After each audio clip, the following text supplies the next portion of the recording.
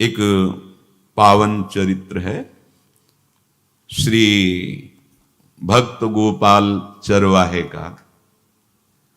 पहले ऐसा हुआ करता था कि सबकी गायें जैसे चराए तो सब लोग अन्न आदि जो है उसके घर भिजवा देते थे और गायें छोड़ देते थे। वो ग्वाला ही कहा जाता था। सैकड़ों लोगों की गाय चराता था और उसके घर में अन्न आदि जो आवश्यक सामग्री है भिजवा दी जाती थी। ना तो एक अक्षर वो पढ़ा लिखा था और ना कभी उसने भगवान का नाम या कोई चर्चा सुनी थी। उसके कोई परमार्थ से संबंध ही नहीं था। बस गाय चराते थे, जंगल में रहते थे, पत्नी भोजन पहुंचा देती थी और परिवार चलाने के लिए गांव के लोग दे देते थे अन्न, क्योंकि सबकी गाय चराते थे। ना तो उसको किसी धर्म का ज्ञान था न किसी साधना का ज्ञान था। एक दिन देखा जंगल से एक मंडली जा रही संतों के। ओ श्री राम जय राम जय जय राम, श्री राम जय राम, ऐसे कीर्तन। संत जन पहले मंडली बना के चलते थे तो नाम कीर्तन पद कीर्तन ऐसे। उसको बड़ा आनंद आया। उसको लगा कि इतने झूम झूम कर संत जन गा रहे हैं, किसी से बात नहीं की, पकड़ लिया। अब पूरा तो नहीं, बस उतना राम राम राम राम ऐसे करने लगा। देखो कई बार कहा है यदि आप बिना गुरु मंत्र के भी नाम जप करेंगे तो नाम जप आपको गुरु तक पहुंचा देगा, क्योंकि गुरु प्रदत्त नाम भगवत साक्षात्कार कराता है। 50 वर्ष की अवस्था लगभग हो गई थी। कभी कोई तीर्थ याटन, धर्म कार्य, शास्त्र स्वाध्याय, सत्संग कुछ नहीं। देखो कृपा, विश्वास। अब वो अलौकिक ढंग से नाम में मिठास लगने लगी उसको। तो जोर जोर से कभी कभी नाच पड़ता, चरवाहा है ना, गाता। तो और जो लोग थे उसका उपहास करते, अरे नरक में भी ठौर नहीं मिलेगी, जिंदगी में कुछ पुण्य नहीं किया। ये ऐसे लोग बहुत उपहास करने वाले। ऐसे करने से क्या मिलेगा, नाम से कुछ हो जाएगा। उसने कहा हमने तो कभी सोचा ही नहीं कि कुछ होगा, हम तो ऐसे ही गा रहे हैं। पर ये लोग उपहास कर रहे हैं, क्या गलत है क्या ऐसा गाना? जब तक दृढ़ ज्ञान नहीं होता तब तक माया फिसला सकती है। उसने कहा कि हम किसी लाभ के लिए, बैकुंठ जाने के लिए या कोई लाभ के लिए नहीं जपते, हमें तो अच्छा लगा, वो गा रहे थे संत जन तो हम गाने लगे। क्या सही में आप लोग समझते हैं कि ये गलत है? उनका तुम मूर्ख हो, तुम्हारी क्या समझ में आए? और उपहास करते उसका। उसके मन में एक बात आई, कोई ये प्रमाण दे दे मुझे कि ये जो मैं संतों के मुख से सुना नाम, ये परम सत्य है, ये परम सुखकारी है और इससे क्या वैकुंठ मिल जाएगा? कोई तो मिले मुझे। और जब किसी के हृदय में ऐसी आकांक्षा होती है तो वही मिल जाते हैं जो सबके हृदय की जानते हैं। एक दिन उसने देखा जब लोग दिल्ली की हंसी मजाक कर रहे थे, उसी समय एक लंगोटी पहने हुए, हाथ में कमंडल और दंड धारण किए हुए कोई वीतराग परमहंस दौड़ा, चरणों में गिर गया। महाराज महाराज, बस एक बात आप बता दीजिए, जो हम राम राम कह रहे हैं, ये लोग उपहास करते हैं, क्या इससे हमारा कल्याण हो जाएगा, वैकुंठ मिल जाएगा? तो उन्होंने कहा बेटा ये बहुत मंगलमय भगवान का नाम है, पर हमें लगता है कि तुम्हें गुरुदेव की आवश्यकता है। यदि तुम गुरु कृपा पात्र बन जाओ तो इन उपहास करने वालों की बातें तुम्हारे मन में नहीं लगेंगी और निश्चित तुम्हें भगवत साक्षात्कार हो जाएगा। तो पैर पकड़ लिया और कहा महाराज आप ही गुरु बन जाओ ना हमारे, आप ही हमें मंत्र दे दो। तो उन्होंने कहा हम तो तीर्थ यात्रा में हैं, ऐसा हम नहीं कर सकते, पर यदि तुम भगवान से प्रार्थना करोगे तो तुम्हारे कल्याण के लिए सदगुरु प्राप्त हो जाएगा। इसलिए जैसे कोई पूछते हैं किसको सदगुरु बनाऊं, तुम कहते किसी को नहीं, पहले भगवान को मानो, श्री हरि को, जगत गुरु श्री कृष्ण को, फिर उनसे प्रार्थना करो कि यदि आप आवश्यक समझते हो कि सदगुरु के रूप में आप आकर के हमारा कल्याण करेंगे तो मुझे पहुंचा दो, या आप स्वयं आ जाओ। मैं नहीं खोज कर पाऊंगा, मेरी वो दृष्टि नहीं है कि मैं किसी महापुरुष को पहचान सकूं। मैं तुमसे सत्य कहता हूं, सदगुरु की जो शरण में हो गया तो उसके जीवन नौका की डांट सदगुरु अपने हाथ में ले लेते हैं। फिर उसको कोई भय, कोई उपहास, कोई लज्जा नहीं सताती। वो सुखपूर्वक इस दुखद अपार संसार समुद्र से पार हो जाता है। पर बेटा, तेरे ऊपर भगवान की बड़ी कृपा है, क्योंकि तू संतों को मानता है। तू मेरी बात पर विश्वास कर ले, अंदर से तू एकांत में रो, तुझे सदगुरु मिल जाएंगे। अब ऐसा कहकर वो अपने राह में चले तीर्थ यात्रा के लिए। अब वो खोजता, एकांत में बैठकर देखता, कभी कभी वो पेड़ पे चढ़ जाता कि कोई संत तो नहीं आ रहे हैं। अब उसके लिए वहां भोजन पहुंच जाता, पाता, गाय देखता और बस खोज करता कि सदगुरु आ जाए, सदगुरु आ जाए। बहुत समय व्यतीत हुआ, पर उसका विश्वास नहीं टूटा कि संत ने कहा था कि तुम भावना करो कि सदगुरु आ जाएंगे।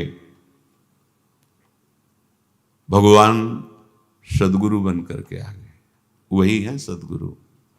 देखा सामने से बड़े तेजस्वी महात्मा बड़े तीव्र गति से आ रहे हैं।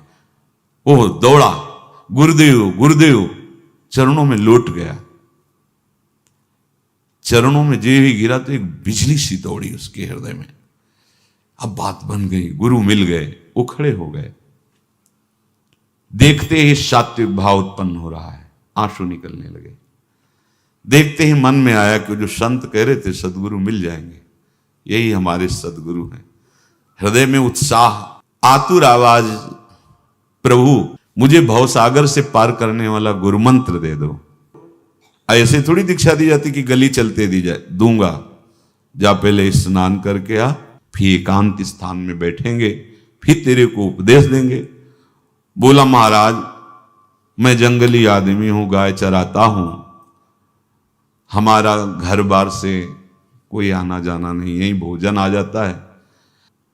संत ने कहा, अच्छा स्नान करो। स्नान करके आए। एक पेड़ के नीचे, भाई मैं तुझे कुछ नियम दूंगा, कुछ शर्त। तो अब महाराज गंवार आदमी है, ना हम आपका कोई नियम पालन कर पाएंगे, ना कोई व्रत पालन कर पाएंगे, ना कोई साधना कर पाएंगे। आप देख लो हमारी हालत। 50 साल का हूं, पढ़ा लिखा बिल्कुल नहीं, कोई धर्म कर्म नहीं जानता, गाय चराता हूं। मुझसे बहुत बातें नहीं सदेंगी। अगर एक कोई बात बता दो तो प्रण करता हूं जिंदगी में प्राण त्याग सकता हूं, पर एक बात, कोई एक नियम कोई दे दो। हमें बहुत नियम तो नहीं समझ में आएंगे, एक कोई बात बता दो कि ऐसा कर लेना और मंत्र जपना, तो हम प्राण त्याग सकते, पर आपकी आज्ञा उल्लंघन, पर बहुत हम बातें नहीं मान पाएंगे क्योंकि हमारे इतना ज्ञान नहीं है।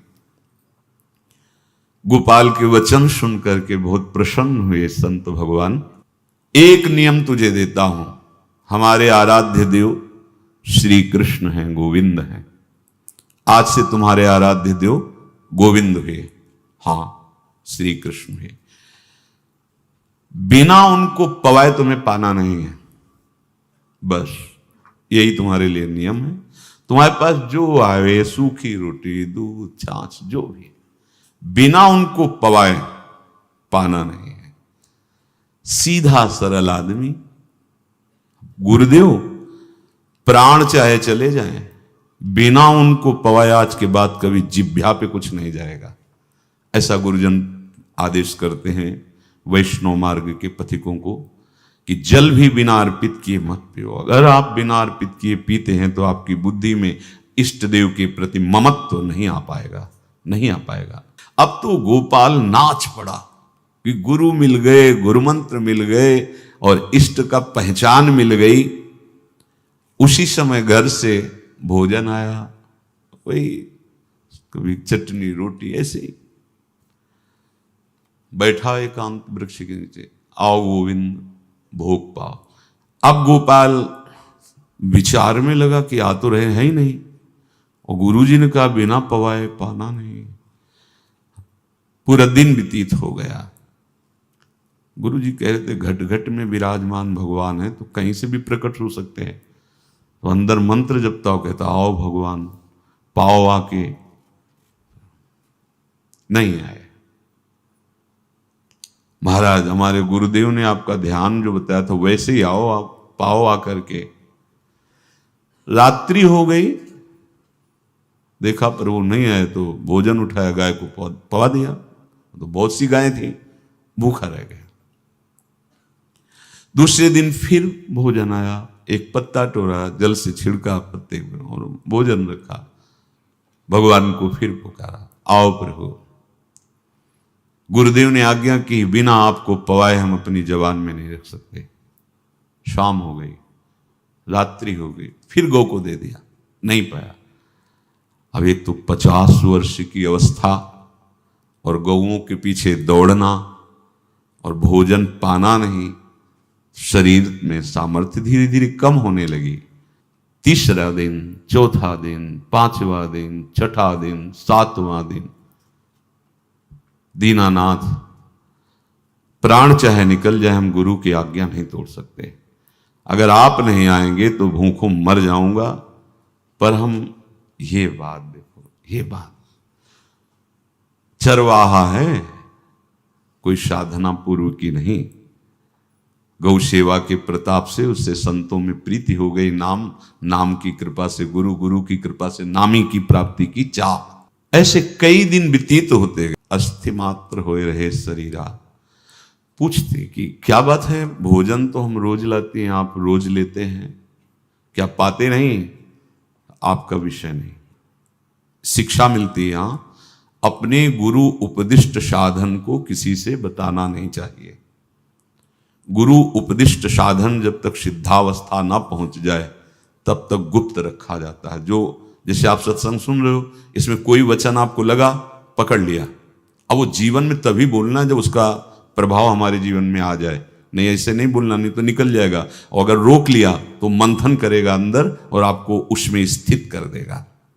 एक भी शब्द नहीं बताया कि हमारी गुरु दीक्षा हो गई, गुरुजी ने कहा था पवा के पाना, और इतने दिन हो गए भगवान तो आ नहीं रहे, इसीलिए हम पा नहीं रहे, तो हमारी ये दशा है। देखो आज का समय ऐसा है कि प्रगट में सब इंद्रियों के पोषण की व्यवस्थाएं भगवान दी, चाहे गृहस्थ हो चाहे विरक्त हो, लेकिन क्या हमारे अंदर निष्ठा है ऐसी? सबरी जी जब उनके गुरुदेव पधारने लगे तो चरणों में रो के गिरी कि प्रभु, इस पूरे विश्व में मुझ अधम को सिर्फ आप ही प्यार करने वाले, आप ही ने दुलार करके मुझे रखा, नहीं सब जगह ठोकर मिलती, कोई भी संत महात्मा हमारी तरफ देखना नहीं चाहते, और प्रभु आप जा रहे हो, आप कैसे जीवन? जानते हो क्या कहा? हम तो भजन के प्रभाव से भगवान के धाम जा रहे हैं। बेटा, भगवान स्वयं चलकर तुम्हारे पास आएंगे। सबरी जी बहुत वर्षों तक कभी गुरु के वचनों पर अविश्वास नहीं हुआ, क्यों कहते थे भगवान आएंगे, रोज पावड़े डालती हूँ, सोहनी लगा के जल छिड़कती हूँ, रोज लगता है फुसला तो नहीं दिया गुरु जी ने? नहीं, गुरु के वचन भगवान आएंगे। शायद ऐसा वर्णन की शास्त्र हजार वर्ष सोचो जरा, और भगवान आए और सबरी को निहाल किया। ऐसे हो गुरुदेव ने कहा है भगवान आएंगे, जब तक वो ना पाएंगे तब तक हमने कहा है कि और उनका उद्देश्य अलग था कहने का कि आप भगवान को भोग लगा के पाइएगा और भजन कीजिएगा तो मंत्र के प्रभाव से तुम्हारे मानस पटल पर भगवान दिखने लगेंगे। ऐसा होता है, पर वो सीधा आदमी सीधा समझा, जब तक भगवान नहीं पाएंगे तब तक हमें नहीं पाना। 18 दिन बीत गए, कुछ ना खाना न पीना। गोविंद भी देखते हैं, बाल भक्त ओम प्रकाश जी महाराज यही अपने चामुंडा के पास से उधर, बहुत नामनिष्ठ महात्मा, बाल भक्तों में बहुत ही मानो प्रहलाद जी ही हैं। जैसे प्रहलाद जी नामनिष्ठ, भगवान निष्ठ, घट घट में भगवान को देखने वाले, ऐसे श्री ओम प्रकाश जी बाल भक्त। बड़े बड़े महापुरुष गए, हरि बाबा, उड़िया बाबा, सब बस वो यही कहते कि ये श्री कृष्ण का आदेश है। फिर शायद 50 के भी ऊपर दिन गए थे, ऐसे 70 दिन तक उस महापुरुष ने कुछ नहीं खाया, सशरीर अंतर्ध्यान हुए। आज समाधि उनकी बनी। हे, जब महत्व भगवान का जग जाता है तो शरीर का महत्व नहीं। अच्छा, प्राणनाथ जब प्राणों का पोषण कर रहे हैं तो अन्न में भी तो प्राणनाथ की ही दी हुई शक्ति है, तो बिना अन्न के भी उनका पोषण हो रहा है। पर ये भागवती का आदेश से, मनमानी करने से नहीं। मनमानी करने में फिर मार्ग रुक जाएगा। भगवान आदेश करते हैं अपनी वाणी से, युक्ताहार विहार से, उचित आहार विहार, वो तो भगवद आदेश होता है। 18 दिन बीत गए, 19वें दिन जब भोजन आया तो पेट के आते सब सिकुड़ गई थी। वैसे ही 50 वर्ष के थे, आंखें धस गई थी, उठने की ताकत नहीं। पत्नी ने फिर कहा कि आप कुछ तो बताइए कि क्या आपको कोई रोग हो रहा है, आप भोजन नहीं पा रहे, मैं रुक जाऊं यही आपकी सेवा के लिए, या आप घर चलिए। कोई उत्तर नहीं, आप जाइए, हम ठीक हैं। ऐसा फिर धीरे से पत्ता लाए, छिड़का, भगवान आओ, पाओ आकर के। शाम हो गई, फिर गाय को दे दिया। विचार कर लिया कि अब मरना ही है, मुझ जैसे अधम के पास भगवान तो आएंगे नहीं, वो तो भगवान है, पर मैं अपने गुरु के वचन नहीं तोड़ सकता, मर चाहे जाऊं।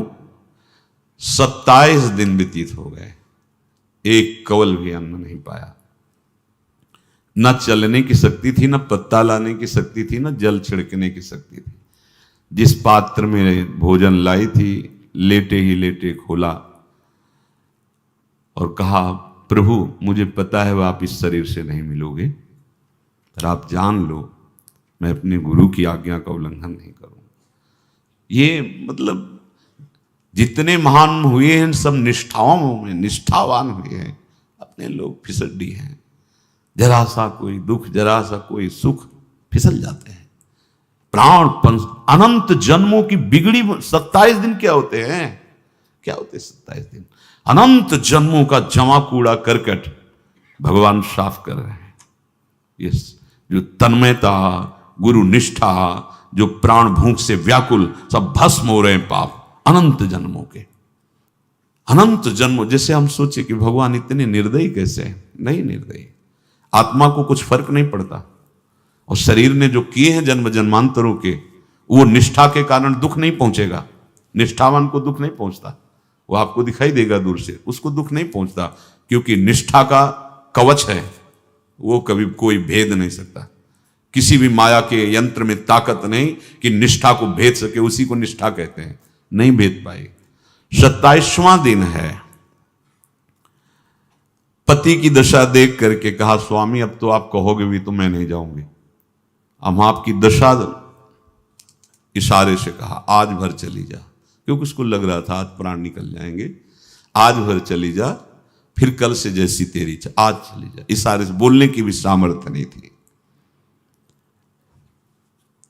गोपाल के आंसुओं की धारा चल रही, पड़े पड़े धीरे से खोला जो भोग है, और अंतस्थल, आज बोल भी नहीं पा रहे, अंतस्थल से कह रहे, प्रभु अब चाहे आके पालो या लिवा जाके पवा देना, देख लो आप, आखिरी है, आके पालो या लिवा जाना और अपने यहां पवाना, क्योंकि हमारे यहां तो पाए नहीं आप।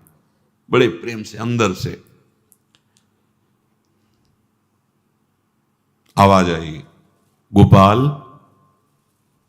आंख खुली, क्योंकि बोलने की हिम्मत ने, ये अंदर से प्रार्थना की थी, गोपाल वो अमृतमय। गुरुदेव ने कहा था कि उनकी वाणी से अमृत बरसता है। एकदम आंख खुला, देखा वही पीतांबर, वैसे ही मोर मुकुट, वही मुरली, वही करधनी, वैसे ही नूपुर, वैसे ललित त्रिभंगी। गुरुदेव ने जैसा वर्णन किया था वैसा ही सुंदर रूप गोपाल के सामने। प्रभु मुखमंडल की मनोहरता देखकर निहाल हो गए। ये निहाल कर देंगे, थोड़ी पीड़ा सहना सीखो। सहत सहत बाढ़े भगति, ग्रह तन गुरु हित गार, ग्रह तन गुरु हित गार, हार अपनी करिमा। सेवक जी कह रहे हैं, देखो गृह तन गुरु हित गार हार अपनी कर, तन मन प्राण गुरु वचनों पर न्यौछावर, जो भी सहना पड़े सहूंगा। मिल गए प्रभु। प्रभु दूर नहीं है। प्रिया प्रीतम बहुत कृपालु हैं। मानो करोड़ करोड़ काम की सौंदर्यता को हे करते हुए प्रभु के लावण्य का प्रकाश हो रहा है। मनहारिणी मुरली, जैसे कहा था अधरों में रख, वैसे अधरों में विराजमान। अच्छा, खास बात ये, ना कोई गाय देख पा रहे, नहीं कोई और चरवाहा देख पा रहा है। ये भगवान को, जैसे इस सभा में किसी से बात करें भगवान, किसी से मिले तो पास बैठा व्यक्ति भी नहीं देख पाएगा, ना जान पाएगा, क्योंकि प्राकृतिक इंद्रियां, प्राकृतिक शरीर, और वो चिदानंद में, वो तो जिसको दर्शन देंगे तो पहले दृष्टि प्रदान करते हैं। भगवान जिससे मिलते हैं पहले दृष्टि प्रदान करते हैं, तो गुरु रूप से दृष्टि प्रदान। ये जो अंतर में पुकारा ना, वो अंतर दृष्टि खुल गई, सामने देखा। इतना सुंदर विश्व मोहिनी भगवान श्री हरि का ललित त्रिभंगी रूप कि गोपाल की आंखें नहीं टिकी। इतना सुंदर रूप, आंखें भगवान के तेज के आगे बंद हो गई। जो भी बंद हुई तो देखा मानस पटल पर वैसे ही ललित त्रिभंगी। फिर खोला, देखा सामने भगवान मुस्कुराए, सामर्थ्य प्रदान की। देखो अर्जुन के साथ ही तो खेलते हैं भगवान सखा भाव से, रथाक रहे हैं, लेकिन भगवान का विराट स्वरूप देखने की सामर्थ्य अर्जुन में थी क्या? दिव्य दृष्टि प्रदान की। फिर भी कांप रहे थे अर्जुन जी भगवान की दिव्य दृष्टि संपन्न नेत्रों से उस विराट महिमा को देखकर कांप रहे थे अर्जुन। ये तो माधुर्य रूप प्रभु का है। उसने मानो इशारा किया प्रभु को कि हमारी सामर्थ्य में सकिल कर आ जाऊं, नजदीक आप आ जाओ। आ गए, अपना माथा प्रभु के चरणों में रखा, आंसुओं से भगवान के चरणों का प्रक्षालन कर रहा है। देखो गांव का गाय चराने वाला ग्वारा, जिसको कोई धर्म कर्म का ज्ञान नहीं, कोई भक्ति का ज्ञान नहीं, कोई शास्त्र का ज्ञान नहीं, भगवान ने फिर उसको उठाया और अपने हृदय, ज्यों हृदय से लगाया, हष्ट पुष्ट स्वस्थ सब, अंतर बाहर पूर्ण, कोई पीड़ा नहीं, कोई दुख नहीं, बिल्कुल तेजस्वी स्वरूप। भगवान की स्पर्श की महान सामर्थ्य है। बाली ने बहुत मारा ना सुग्रीव को, तो कर पर शाह सुग्रीव शरीरा, जे इस पर सारी पीड़ा गई। भगवान अमृत सावी है, भगवान दिव्य चिदानंद भाव देने वाले हैं। अब तो सुरमुनि वांछित प्रभु की छाती से लपटा हुआ है। ये ऐसा ना सोचो कि कहानियां हैं, ऐसा नहीं। ये सत्य विषय आप भी प्राप्त कर सकते हैं, इसी के लिए रोज सत्संग होता है। जब वो भगवान से लिपट कर छाती में अश्रु की बूंदे, तो भगवान ये था माम प्रपद्यन्ते, भगवान की अश्रु बूंदों से गोपाल का अभिषेक हो रहा है। मानो सुदामा मिलन हो रहा है जैसे। भगवान को दैन्य बहुत प्रिय है। तभी भाई जी महाराज कहते हैं एक पद में कि बुद्धिहीन बना दो हे भगवान, हमें बुद्धिहीन बना दो। ये जो बहुत बुद्धि चलती है ना, इसके लिए दौड़ भाग है। नहीं, सीधे प्रभु हमारे हैं, हम प्रभु के हैं। नाम जप आश्रय भगवत प्राप्ति निश्चित। भगवान बोले, प्यारे गोपाल अब तो रो मत, देख मैं तेरे प्रेम में पगी हुई ये जो सूखी रोटियां हैं अभी पाता हूं। और भगवान बैठ गए और उसके घर की जो रोटी थी उसे, देखो मुझे त्रिभुवन का कोई भी भोग प्रसन्न नहीं कर सकता गोपाल, मुझे त्रिभुवन का कोई भोग प्रसन्न नहीं कर सकता। इस बात को समझो। जिनको ये भ्रम हो कि हम अधर्म से कमा के 56 भोग लगा के प्रभु को प्रसन्न कर लेंगे, तो ये बात सुनो। कह रहे मुझे त्रिभुवन का कोई भोग प्रसन्न नहीं कर सकता, मैं ऐसे ही अन्न की चाह रखता हूं। भगवान के वचन, जैसे दुर्योधन का महल का सब वैभव त्याग के, स्वागत ठुकरा के और विदुरानी जी के हाथ का छिलका पाया, मैं ऐसे ही अन्न की चाह रखता हूं, भगवान कहते हैं, बलिहारी है। कभी प्यार से एकांत में रो के इनको पवाना सीखो। भले आप इतनी कटोरी में सब्जी, 2 रोटी, और अगर दैन्य भाव से कि नाथ कहाँ आप और कहाँ, कैसे आपको पवाएगा, जो छवि है ना, पंखा करते जाओ ऐसे बीच बीच में जल पिला, देखो ना, ये था माम प्रपद्यन्ते तास्तते भजम। आप जैसा मानोगे वैसा ही वो व्यवहार करेंगे, पक्का समझ लो। गोपाल जो सच्चे हृदय से मुझे पुकारता है, मैं अवश्य उसको मिलता हूं। जो प्रेम पूर्वक मुझे पवाता है, मैं अवश्य उसका पाता हूं। पत्रम पुष्पम फलम तोयम ये में भक्त्या, भक्ति पूर्वक जो पवाया। भक्ति पूर्वक का मतलब दैन्य। अभक्त में अहंकार होता है, देखो ये किया मैंने, वो भगवान स्वीकार नहीं करते। वो आपका शुभ कर्म बन सकता है, अब वो भी धर्म से कमाई की है तो, पर भगवान की प्रसन्नता का हेतु होगा दैन्य। जहां भी देखो हमारे स्वामी को, जहां भी देखो दैन्य में बिके हुए पाए गए, दैन्य में। और ये दैन्य किसी बाजार में नहीं मिलती, ये दैन्यता बनावटी नहीं होती, ये वस्तुता हृदय की होती, भगवत प्रदत्त ही होती है। पर जो संत सदगुरुदेव की आज्ञा का अक्षरशः पालन करे तो इस दैन्य का निश्चित प्रादुर्भाव हो जाएगा, अहंकार गलित हो जाएगा। वत्स, मैं किसी भी वस्तु का कभी भूखा नहीं हूं। मानो गोपाल के बहाने से हमको समझा रहे हैं, क्या चाहिए भगवान को, क्या चाहिए? कुछ भी कर लो, माना कि तुम तात्कालिक वर्तमान दुख को मिटा सकते हो, तात्कालिक, लेकिन संपूर्ण दुखों को मिटाने के लिए हरिनाम गरज रहा है, राधा नाम गरज रहा है। आपसे प्रार्थना है, समझो इस बात को। कलयुग केवल नाम आधारा। देखो, सुन के राम राम शुरू किया, मिल गए सिद्ध सदगुरुदेव, दे दिया मंत्र, बता दी निष्ठा, और मिल गए भगवान। और भगवान कह रहे हैं, अब तेरे जीवन में कभी दुख का लेस नहीं रहेगा, तू अब घर जा, अब किसी की गाय चराने की जरूरत नहीं है, कुल परंपरागत तेरे लक्ष्मी बढ़ती रहेगी, तुझे कुछ करने की जरूरत नहीं। देखो, बड़े बड़े सोने के पहाड़ किसी सुनार ने बनाए क्या? प्रभु ने तो बनाया। भगवान हंसते हंसते समझ ही नहीं पाए और अंतर्धान हो गए। अभी गोपाल कुछ अपने मन भर के देख नहीं पाया था, कह नहीं पाया था, भगवान अंतर्धान हो गए। अब तो चिल्ला चिल्ला के रोने लगा और विवश होके आंख मूंदी तो देखा उसके मानस पटल पर छाए। अब तो राजी हो गया कि ये मेरे प्रभु ऐसी जगह विराजमान हो गए, कोई देख नहीं पाएगा, हम रोज बात करेंगे, रोज दर्शन करेंगे। नारायण या गौर श्याम को हृदय निकुंज बसइए।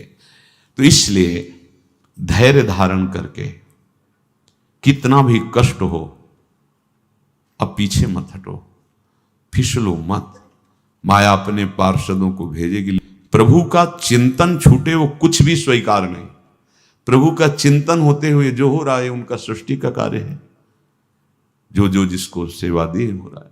हमारा प्रभु का आश्रय अगर बदला किसी व्यक्ति का आश्रय या किसी अन्य का आश्रय, बहुत घाटा हो जाएगा। अपने इस मन को देखते रहिए कि ये प्रभु को प्रथम नंबर में रखता है या द्वितीय नंबर में। हमें तो लगता है ये हो सकता है चौथे पांचवें नंबर पे रखता हो।